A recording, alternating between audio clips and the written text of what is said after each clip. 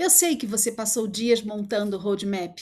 Pesquisou, priorizou, ajustou com stakeholders, formatou com cuidado, apresentou em reunião, recebeu acenos de cabeça e 2 semanas depois ninguém menciona aquilo mais.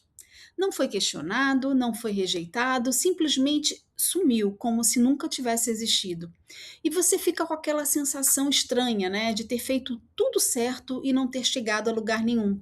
Aquele trabalho não virou conversa, não virou decisão, não virou influência. Se isso já aconteceu com você, fique por aqui, porque eu quero te mostrar por que isso acontece e porque não é culpa de um roadmap ser ruim, tá bom? Bom, eu sou a Evelyn Cordeiro, você está no canal Produtos Impactantes e por aqui a gente fala sobre produto, comportamento e o que está por trás das decisões que fazem um gerente de produto ter influência real dentro de uma empresa. Bom, a maioria das pessoas trata o roadmap como um artefato de planejamento, né? Então, você define prioridades, organiza trimestres, coloca entregas numa linha do tempo e acredita que o trabalho está feito, né? Que agora basta executar. Mas tem uma coisa que eu acho que é pouco falado sobre o roadmap, e é exatamente essa coisa, né, que explica porque alguns gerentes de produto, alguns PMs, parecem ter influência natural dentro das organizações, né, enquanto que outros fazem um trabalho excelente que simplesmente não aparece. O roadmap ele não é um documento de planejamento, né? Ele é um instrumento de comunicação e poder. E quando você constrói ele só como um plano, você está, sem perceber, abrindo mão da sua influência antes mesmo de apresentar, né? Mais para frente eu vou te mostrar um padrão muito específico, tá? Uma camada que eu já percebi que a maioria dos PMs ignora completamente e que a minha forma de ver, isso separa muito os roadmaps que ficam na conversa, né, dos que somem, né, desaparecem em algumas semanas, né. É algo que eu acho que eu percebo que muda a percepção, né, eh eh que a organização inteira tem sobre o que você entrega, né. Mas antes disso, eu acho que eu preciso te mostrar por que o roadmap some, né. Eu acho que é importante a gente falar disso primeiramente, tá. Pensa aqui comigo, o que acontece no dia seguinte a uma apresentação de roadmap? Na maioria das vezes, cada stakeholder volta para sua área, para sua baia, para sua mesa, seja lá o que for, né, com suas próprias prioridades, né, seus próprios conflitos, suas próprias urgências.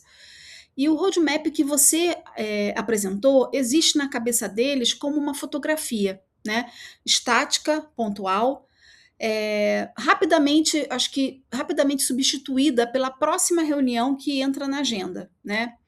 Então ele some, porque foi construído para ser apresentado, não para ser usado, né. E tem uma diferença sutil, eu acho que nem é sutil, eu poderia dizer enorme, entre esses 2 verbos, né. Um roadmap construído para ser apresentado, responde à pergunta: "O que vamos fazer?", né. Ele organiza intenção, ele mostra esforço, ele satisfaz quem quer ver um plano, né. E um roadmap construído para ser usado responde a uma pergunta diferente: "Por que isso agora? Por que isso dessa forma?", né. E mantém, essa resposta ativa nas conversas da semana, do mês, da próxima revisão de prioridade, né. Então, a maioria dos PMs constrói o primeiro, né, e fica esperando que o segundo aconteça sozinho. Só que não acontece, tá.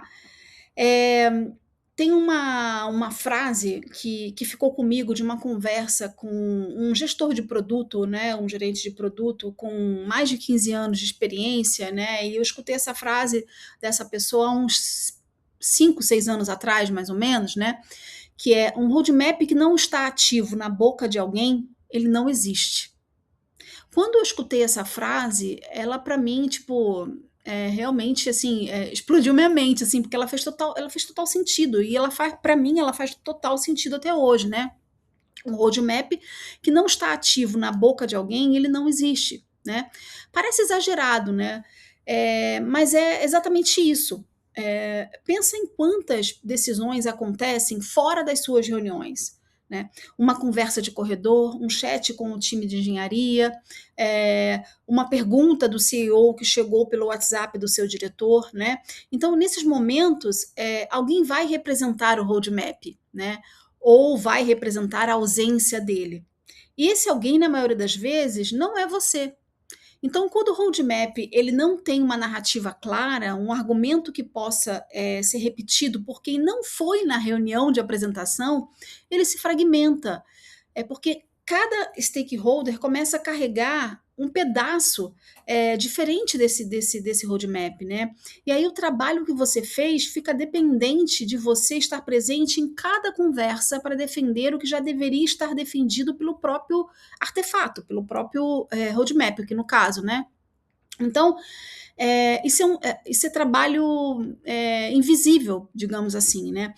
É estar sempre correndo atrás de algo que deveria estar andando sozinho, né? Então, lembra que há pouco eu comentei que eu ia mostrar um padrão que separa os PMs que são ouvidos, né? Então, eu acho que,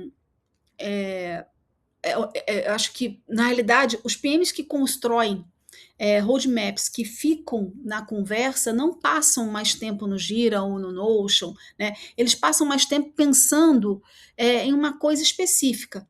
Como esse roadmap vai ser interpretado por quem não estava na sala no momento que eu o apresentei, né?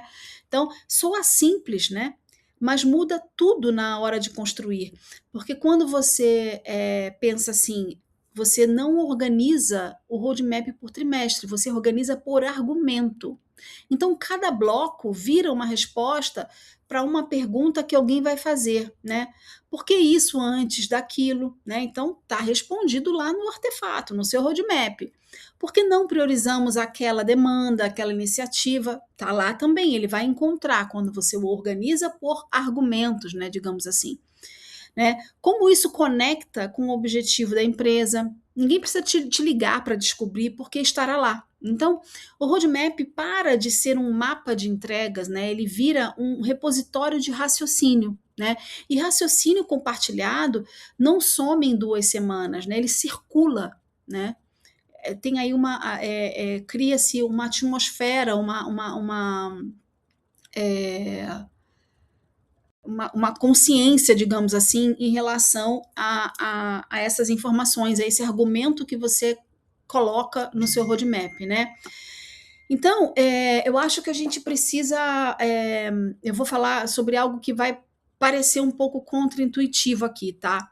Muitos PMs acreditam que ter influência é estar presente nas reuniões certas, nos chats certos, na agenda do stakeholder certo. E essa presença é óbvio que importa, sim, é muito importante realmente que você esteja, mas ela tem um limite muito claro, né? Que ela depende de você, né? Então, a influência real é o que fica quando você não está, né?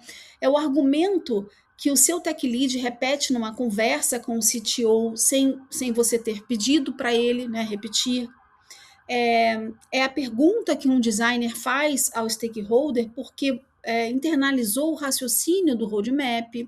É alguém defendendo o roadmap numa revisão de sprint sem você estar na sala, sem você ter pedido também. Então, perceba que isso não acontece por acidente, acontece com intencionalidade, acontece quando o artefato, né, foi construído de uma forma que o raciocínio possa ser transferido. Não só o resultado, mas o raciocínio, né? Então, você transforma esse artefato, que no caso é o roadmap que estamos falando aqui, num objeto coletivo, né? Onde tem ali uma narrativa por trás, né?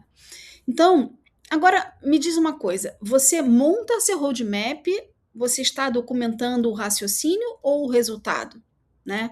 Acho que guarda essa pergunta, que ela vai fazer mais sentido daqui a um instante, tá bom? Então, eu quero te mostrar o que está acontecendo de verdade quando o roadmap some da conversa. Não é falta de comunicação, não é stakeholder difícil, não é falta de alinhamento, embora o desalinhamento seja um sintoma sim, tá? Mas o que está acontecendo é uma confusão de camadas, sabe? O roadmap visível, o documento, a apresentação, o slide, é só a superfície. né? Embaixo dele existe uma camada de raciocínio. Por que essas escolhas? Por que essa sequência? Né? Quais trade-offs foram feitos e por que valeram? Né? E embaixo dessa camada existe algo ainda mais fundamental, a lógica de poder da organização. Quem decide, quem influencia, onde estão as fricções reais que nenhum template de roadmap vai te perguntar, né? Então, quando você constrói só a superfície, você cria um artefato cru, né? Que depende de outras duas camadas para fazer sentido. Aí você tem que estar presente para contextualizar sempre. Tem que defender em toda reunião. Tem que reapresentar a cada ciclo, porque ninguém internalizou o argumento. Agora pensa no PM que constrói as três camadas, tá? A superfície é o mapa de entregas, ok. A camada do meio é o raciocínio que qualquer pessoa pode ler, repetir e defender, né? É como se fosse um contágio, né? E a camada mais profunda, e essa é a parte que a maioria nunca faz, é reconhecer as tensões reais de poder da organização e construir o roadmap de forma que ele navegue por essas tensões em vez de ignorá-las, né? Então, esse PM ele não precisa estar em toda reunião, né? Ele construiu um artefato que trabalha por ele. Isso não é só uma técnica de produto, é entender que o roadmap é, antes de qualquer coisa, um ato político dentro da organização, no sentido mais limpo da palavra, eu quero dizer aqui, tá, gente? É o exercício de articular, né? De articular quem se beneficia de quê, por quê, agora, né? E como isso se conecta com o que a empresa precisa se tornar. Então, quando você ignora isso, você constrói um plano. Quando você abraça isso, você constrói influência.